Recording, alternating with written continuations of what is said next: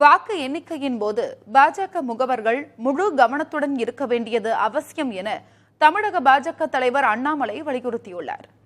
அவர் வெளியிட்டுள்ள அறிக்கையில், control unit இயந்திரத்தில் பதிவாகியுள்ள வாக்கு எண்ணிக்கை விவரங்களை அறிய 2 அல்லது 3 நிமிடங்கள் ஆகலாம் என்றும், 1 மணி நேரத்தில் 2 அல்லது 3 சுற்றுகளின் முடிவுகள் வெளியாகலாம் எனவும் தெரிவித்துள்ளார். இவை அனைத்தும் சரியான வகையில் நடைபெறுகிறதா என்பதை உறுதி செய்வது வாக்குச்சாவடி முகவர்களிடம்தான் உள்ளது என்று குறிப்பிட்டுள்ள அண்ணாமலை, தபால் வாக்கு எண்ணிக்கையின் போது முகவர்கள் முழு கவனத்துடன் இருக்க வேண்டியது அவசியம் என்றும் கூறியுள்ளார்.